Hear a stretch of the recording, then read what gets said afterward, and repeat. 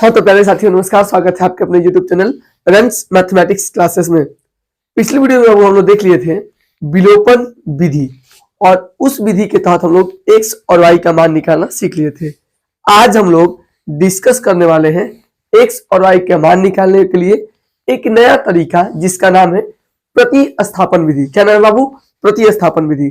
देखिए इस चैप्टर में दो चर वाले रैखिक समीकरण में हमको बाबू कुछ बेसिक बातों को पढ़ना है, जिसमें सबसे पहले हम लोग सीखा था बाबू विलोपन, उसके बाद सीखेंगे वो प्रतिस्थापन, उसके बाद व्रज गुणनखंड और उसके बाद ग्राफीय। और इन सारे जो टॉपिक्स है उसके थ्योरी को हम इसमें पढ़ रहे हैं और थ्योरी के बाद हम लोग अपने एक्सरसाइज को शुरू करेंगे। तो आइए बाबू हम शुरू करते हैं प्रतिस्थापन विधि। क्या बाबू? प्रतिस्थापन विधि। देखिए प्रतिस्थापन विधि शुरू करने से पहले हम आपको एक टर्म समझाते हैं। जैसे कि अगर हम आपको कहेंगे बाबू कि x के पदों में लिखिए, क्या कहेंगे बाबू? x के पदों में लिखिए, ठीक है बाबू। तो इसका सेंटेंस क्या हुआ आपको समझना होगा। देखिए x के पदों में लिखने का सेंटेंस ये हुआ, जैसे कि इक्वेशन जो एक है x प्लस वाई बराबर का 10 है, ठीक है बाबू। और आपको x के पद में लिखना है तो x को जो कहते हो छोड़ दीजिए और 10 है तो 10, और यहाँ पर y प्लस में उधर जाके क्या हो जाएगा बाबू? माइनस में। और ये देखिए x के पद में लिखा गया। वो फुली आप मेरी बातों को समझ रहे होंगे। जिसे अब दूसरा क्वेश्चन को भी देख लेते हैं। जो दूसरा वो क्वेश्चन है हमारा x माइनस का 3y बराबर का 4। अब इसको x के पद में लिखना है तो x को जो को छोड़ दीजिए और 4 माइनस का 3y बाबू, और यहाँ पर बराबर के जब इधर आएगा तो क्या हो जाएगा बाबू? प्लस का हो जाएगा, ठीक है। देखिए ये भी x के पद में लिखा गया, यानी कि आपको जिसी के पद में लिखना होगा उसको छोड़ के बाकी सारे टर्म को उससे अलग कर दीजिए। अब देखिए तीसरा क्वेश्चन को बाबू हम देख लेते हैं। तीसरा जो क्वेश्चन है वो है बाबू आपका 4x प्लस का y बराबर का 9। आपको x के पद में लिखना है। किसके पद में लिखना है? x के पद में लिखना है। तो क्या करिएगा? 4x को 4x रख दीजिए। देखिए 9 है तो 9, और यहाँ प्लस में y है बराबर उधर आएगा तो माइनस का y। और देखिए x यहाँ पे है ना, इसके साथ 4 गुणा में है और बराबर के उधर जाएगा तो भाग में हो जाएगा, यानी कि 9 माइनस वाई बट्टा का 4। और देखिए ये x के पद में हो गया। देखिए आप कहिएगा सर हमको सीखना है प्रतिस्थापन विधि, तो आप x के पद में लिखना क्यों सिखा रहे हैं?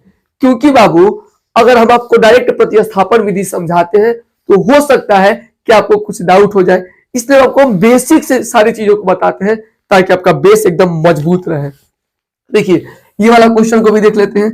अगर हम इसे बाबू चौथे क्वेश्चन को देखें तो माइनस का 2x है, माइनस का 8y बराबर का वो आपका 24 है। हमको x के पद में लिखना है तो माइनस का 2x रख देंगे और ध्यान से देखा तो 24 हो जाएगा, और ये माइनस का 8y है बराबर के उधर जाएगा तो प्लस का 8y हो जाएगा, ठीक है बाबू। अब देखिए यहाँ पर ध्यान से देखा जाए बाबू तो यहाँ पे गुणा में इसके साथ 2 है, ठीक है। 2 है यानी कि माइनस का x बराबर हो जाएगा 24 प्लस का 8y बट्टा का हो जाएगा 2। और देखिए क्योंकि आपको x के पद में लिखना है तो यहाँ पे x केवल चाहिए, उसके चिन्ह को भी नहीं छोड़ना है, चिन्ह भी इसके साथ चला जाए, यानी कि x बराबर आपको हो जाएगा 24 प्लस का 8y बट्टा का -2, ठीक है। और ध्यान से देखा जाए तो देखिए बाबू ये हमको x के पद में मिल गया, ठीक है। तो हमने अभी सीखा कि अगर आपको कोई इक्वेशन दे देगा और आपको उसको x के पद में कैसे बदला जाता है, ठीक है। और अब हम सीखेंगे कि y के पद में किसे बदला जाता है। अगर y के पद में बोलेगा तो देखिए y को जो कहते हो छोड़ देंगे, बाकी सबको उधर कर देंगे। अगर x के पद में बोला था तो हम बाकी सब टर्म को उधर किए थे, केवल x को छोड़ के बाकी सबको उसके साइड में कर दिए थे। देखिए x के पद में आ गया। और y के पद में बोलेगा तो आइए सिखाते हैं कि y के पद में कैसे करेंगे। तो दोस्तों अब हम सीखते हैं कि किसी भी इक्वेशन को y के पद में कैसे लिखते हैं। जैसे कि इससे पहले हम लोग अगर x का पद में लिखना होता था तो बाकी सभी टर्म को y वाले टर्म को उधर कर देते थे, बराबर के उधर, और x को अकेला छोड़ के बाकी सबको ऐसे नॉर्मल करते थे तो हमको x का पद मिलता था। से वैसे ही बाबू y के टर्म में करेंगे। मैं हम लोग का जो पहला क्वेश्चन है बाबू वो है बाबू x प्लस का y बराबर का 4 लिखना है y के पद में, तो y को जो कहते हो छोड़ देंगे लो, और 4 है तो 4, इसका कुछ भी तो प्लस है बराबर को जाएगा तो माइनस में हो जाएगा। और बाबू ये ध्यान से देखा जाए तो आपको y का पद में आ गया, ठीक है। उसी प्रकार से बाबू हम दूसरा क्वेश्चन को अगर देखा जाए, ध्यान से देखिए 2x प्लस का y बराबर का 8 है, ठीक है बाबू। तो हमको y का पद में लिखना है बाबू, तो y बराबर 8 है ना बाबू। यहाँ पे कुछ भी तो प्लस में है उधर जाएगा बाबू माइनस का 2x हो जाएगा, और ये बाबू आपके y के पद में आ गया, ठीक है बाबू। ये तीसरा क्वेश्चन को भी हम लोग देख लेते हैं। तीसरा जो आपका बाबू क्वेश्चन है वो है बाबू 3x माइनस का y बराबर का 8 है ना बाबू। देखिए हमको y के पद में चाहिए तो माइनस वाई तो माइनस वाई, बराबर है तो बराबर 8, और ये प्लस में है ना, ये प्लस में कुछ नहीं बराबर हो जाएगा तो माइनस का 3x हो जाएगा। आपको हम बताए थे कि आपको किसी भी पद में लिखना होगा वहां पे माइनस नहीं रहना, वो अकेला एकदम रहना चाहिए। तो माइनस को जब हम उधर भेजेंगे, माइनस को जब हम उधर भेजेंगे तो ध्यान से देखिए तो बाबू, माइनस को जब हम इधर भेजते हैं तो यहाँ पे 8 माइनस का 3x है बाबू। अब देखिए y बराबर y माइनस, यहाँ पे कोई प्लस प्लस माइनस होता है, यानी कि क्या हो जाएगा, माइनस का 8 हो जाएगा, और माइनस इंटू प्लस हो जाएगा यानी प्लस का 3x हो जाएगा। और हम चाहे तो y बराबर का लिख सकते हैं 3x माइनस का 8, और देखिए ये y के पद में आ गया। ठीक है बाबू। तो अगर आपको कोई भी बोले कि हमको इसको x पद में लिख दीजिए, इसे y के पद में लिख दीजिए, तो आप आसानी से उसे लिख पाएंगे। देखिए थोड़ा सा एक अलग प्रकार का आपका सवाल है, ध्यान से देखिए तो एकदम अलग प्रकार का है। कभी कभी आपके एक्सरसाइज में ऐसा आता है कि आप इसे बनाना होता है प्रतिस्थापन विधि से, तो आप इसको कैसे बनाते हैं एकदम आसानी तरीका से बता रहे हैं, थोड़ा ध्यान से समझिएगा। जैसे देखिए यहाँ पे आपका दिया है x बट्टा का 2 और प्लस y बट्टा का 3 और बराबर का 4। अब देखिए हम इसे चाहे तो x के पद में लिख सकते हैं और चाहे तो y के पद में लिख सकते हैं। ठीक है, तो हम इसे x के पद में लिखते हैं और देखते हैं y के पद में लिख देते हैं, लेकिन y के पद में लिख के आप हमको कमेंट जरूर करिएगा। ठीक है, तो हम इसे x के पद में लिखते हैं, कुछ नहीं करेंगे, सबसे पहले इसका बाबू हम लोग एलसीएम लेंगे। एलसीएम लेंगे तो बाबू 6 हो जाएगा, 2 तिहाई 6, 2 तिहाई 6, 3 में गुणा तो हो जाएगा आपका 3x हो जाएगा, प्लस है तो प्लस, 3 दूना 6, यहाँ पे 2y हो जाएगा, बराबर 4 है तो 4, इसके बट्टा में कुछ भी तो क्या है बाबू 1 है। ठीक है, आपको पता है कि क्रॉस मल्टीप्लिकेशन जब होगा तो 1 में किससे गुणा होगा तो इस पर कोई प्रभाव नहीं पड़ेगा, जो कहते हो, और 6 चौके यहाँ पर 24 हो जाएगा। ठीक है बाबू, 6 चौके 24 हो जाएगा। हमको x के पद में लिखना है ना बाबू, x के पद में लिखना है तो 3x जो कहते हो जाएगा और 24 यहाँ पर हो जाएगा, 24 है ना, ये प्लस में 2y है बराबर हो जाएगा तो माइनस का 2y हो जाएगा। ध्यान से देखिएगा, और x को जो कहते हो छोड़ेंगे गुणा, यार x 3 के साथ गुणा में इधर आएगा तो बाबू भाग में हो जाएगा।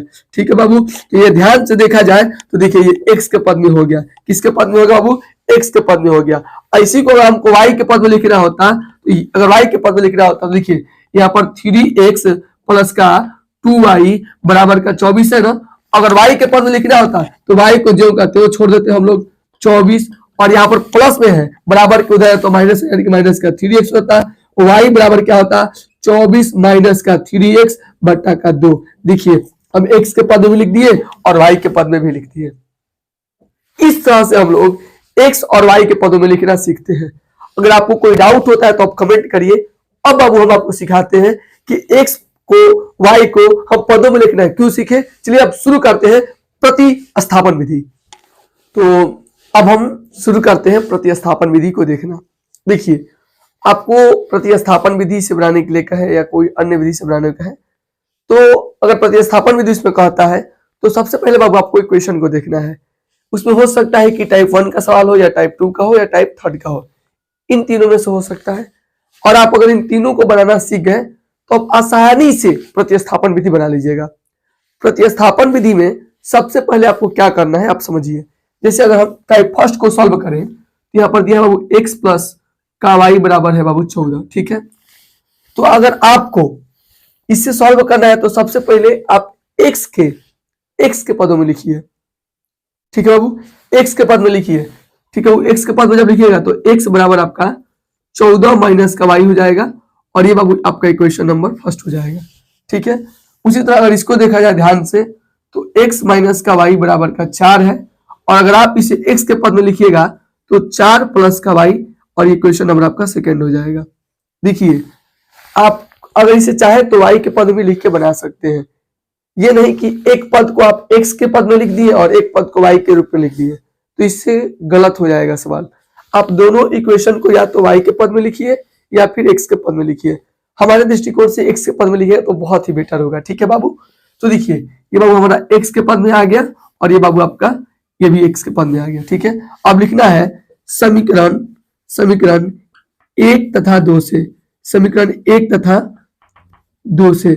समीकरण 1 देखिए तो इधर क्या है 14 माइनस का y, और बराबर इधर क्या है बाबू 4 प्लस का y। ठीक है बाबू, अचर मान के तरफ और चर मान के तरफ। ध्यान से देखिए तो बाबू, ये y इधर माइनस में, उधर जाके क्या हो जाएगा, वो प्लस में हो जाएगा, और ये प्लस में इधर आके माइनस में हो जाएगा। ठीक है बाबू, देखिए 14 में से 4 जाएगा तो आपका कितना होगा बाबू, 10 हो जाएगा, और y यानी कि 2y, यानी कि अब इसको कटाएंगे तो y बराबर आपका 5 आ जाएगा, 2 5 10, y का मान 5 आ गया। y के मान को ले किसी इक्वेशन 1 या इक्वेशन 2 में रख दीजिए, आप लिखिए y का मान समीकरण 1 में रखने पर, तो बाबू समीकरण 1 आपका क्या है बाबू, x बराबर 14 माइनस का y, x है तो x बराबर 14 माइनस y का मान कितना है बाबू, 5, 14 में से 5 जाएगा तो कितना होगा बाबू, बोलिए जल्दी से, कितना होगा, आपका हो जाएगा 9। ठीक है, और देखिए इस प्रकार से आपका x का मान कितना आ गया 9 और y का मान कितना आ गया बाबू 5। तो यहाँ पे इसलिए x बराबर 9 और y बराबर 5, और ये हम लोग का आंसर हो जाएगा। ये तो था आपका टाइप फर्स्ट। अब बाबू आपको हम बताते हैं टाइप सेकेंड को कैसे सॉल्व करना है। तो चलिए दोस्तों, अब हम सीखते हैं प्रतिस्थापन विधि से सेकेंड टाइप। बाबू आपका जो दूसरा टाइप है उसको भी ऐसे 2x प्लस का y बराबर का बाबू आपका 12 हो जाएगा। ठीक है, और आपको जनरली उसी तरह इसको x या y के पदों में आपको व्यक्त कर लेना है। तो x के पद में हम नॉर्मल इसको व्यक्त करते हैं, तो 2x बराबर 12 माइनस का y हो जाएगा, तो x बराबर 12 माइनस का y और बट्टा का 2 हो जाएगा, और इसे इक्वेशन 1 हम कर लेंगे।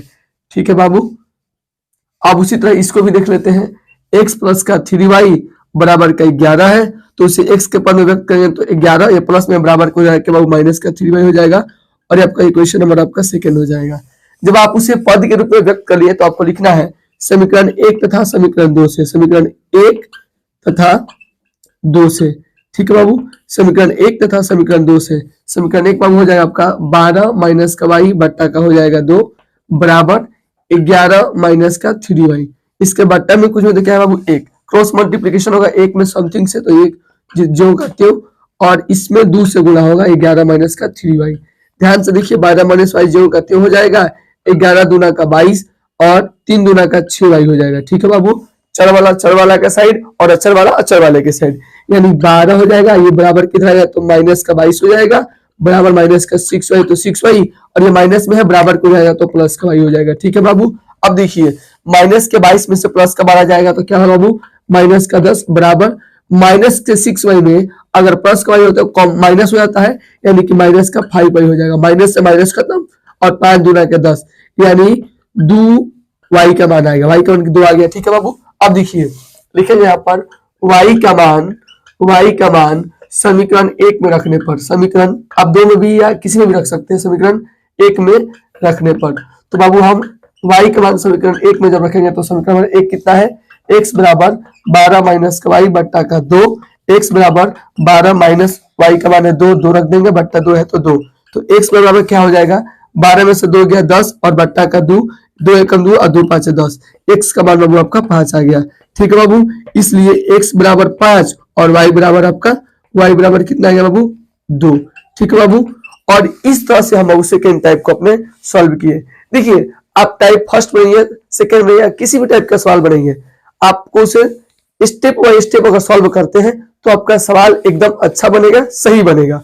आइए हम अब देखते हैं अपने थर्ड टाइप को।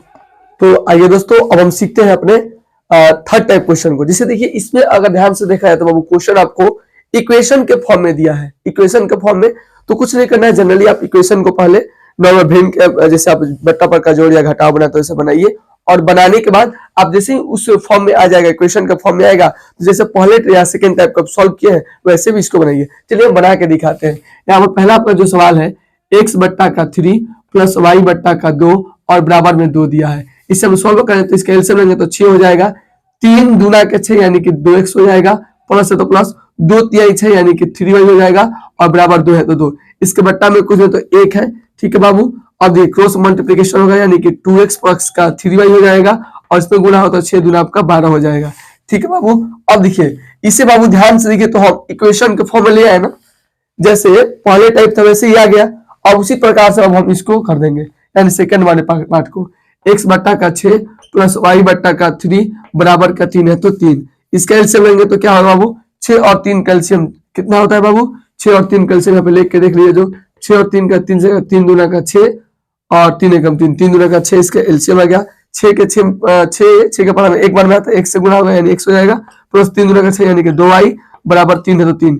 इसके बट्टा में कुछ तो क्या है बाबू, 1 है। चलिए क्रॉस मल्टीप्लीकेशन होता है, 1 में उससे होगा तो x प्लस का 2y और 6 3 आपका 18 हो जाएगा, और ये बाबू आपका इक्वेशन नंबर दूसरा हो जाएगा। ध्यान से देखिए ना बाबू, इन जो दोनों आपको भिन्न के रूप में दिया था हम नॉर्मल बदल लिए ना, अब जब आप इसे नॉर्मल बदल लिए तो इसे आप पद के रूप में व्यक्त कर लीजिए। हम इसे x के रूप में बदलते हैं, x के पद में, तो 2x बराबर आपका 12 माइनस का 3y हो जाएगा, तो x बराबर आपका क्या हो जाएगा 12 माइनस का 3y और बट्टा का 2। ये बाबू आपका इक्वेशन फर्स्ट हो गया। उसी तरह इसको बदलेंगे बाबू, x बराबर आपका 18 माइनस का 2y हो जाएगा, और बाबू इक्वेशन नंबर आपका सेकंड हो जाएगा। पहला भी आपको दिख गया, दूसरा भी दिख गया, और फिर वही काम करना है, लिखना है समीकरण 1 तथा समीकरण 2 से, समीकरण 1 तथा 2 से। तो देखिए बाबू समीकरण 1 कितना है बाबू, 12 माइनस का 3y बट्टा का 2 बराबर इधर कितना हो जाएगा 18 माइनस का 2y, इसके बट्टा में कुछ तो 1, क्रॉस मल्टीप्लीकेशन होगा, 1 में इसके साथ होगा तो क्या हो जाएगा बाबू 12 माइनस का 3y, इसमें 2 से 18 दूना कितना हो जाएगा 36 हो जाएगा, माइनस 2 दूना का 4y हो जाएगा। ठीक है बाबू, अब देखिए चर वाले के साइड और अचर वाले को अचर वाले के साइड, तो देखिए 12 ये प्लस में है तो इधर आएगा माइनस का 36 हो जाएगा, और माइनस का 4y इधर है, ये प्लस का उधर आएगा तो प्लस का 3y हो जाएगा। ठीक है बाबू, 36 में से 12 को घटाइएगा, 36 में से जब 12 को घटाइएगा तो ये 4 हो गया और ये 2, यानी कि माइनस का 24 होगा, क्योंकि माइनस वाले संख्या के पास चिन्ह ज्यादा है। ठीक है बाबू, चिन्ह यानी जो संख्या उसके पास माइनस है और ये संख्या बाबू क्या है ज्यादा है। ठीक है, उसी तरह से माइनस का 4 से 3 हो जाएगा तो क्या बचेगा माइनस का y बचेगा, माइनस से माइनस खत्म, यानी बाबू y का मान आपका 24 आ गया। जो y का मान आपको 24 मिल गया तो यहाँ पे क्या करेंगे बाबू, लिखेंगे y का मान समीकरण 1 में रखने पर, समीकरण 1 में रखने पर, आप 2 में भी रख सकते हैं। ठीक है बाबू, तो आपका समीकरण 1 क्या है, ये है x बराबर 12 माइनस का 3 गुणे कितना है बाबू 3, y का मान कितना है 24, और बट्टा में इसका बट्टा में कुछ भी नहीं है, बट्टा में कितना है बाबू 2 है, x है तो x, अब देखिए 12 है तो 12 और 24 में बाबू हम 3 से जब गुणा करेंगे 3 4 3 12, हाथ सीधे 3 6 1 7, यानी कि माइनस का आपका 72 हो जाएगा, और बट्टा का 2 है तो बट्टा का 2। ठीक है बाबू, अब देखिए 72 में से जब हम 12 को घटाएंगे तो बाबू ये 0 हो जाएगा और ये 60, यानी कि कितना x बराबर माइनस का 60 बट्टा का 2, यानी कि हो जाएगा आपका 30, यानी x बराबर माइनस का 30। और देखिए बाबू इसलिए x बराबर माइनस का 30 और y बराबर x बराबर माइनस का 30 और y बराबर 24, और ये बाबू हमारा आंसर हो गया। देखिए बाबू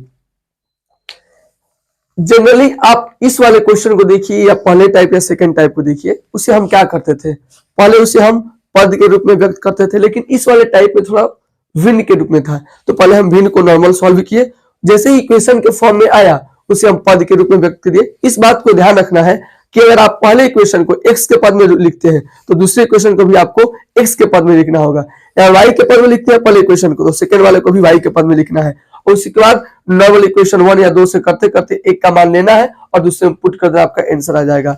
आपको कोई भी अगर दिक्कत होता है तो कमेंट करिए, मिलते हैं अगले क्लास में, तब तक के लिए जय हिंद।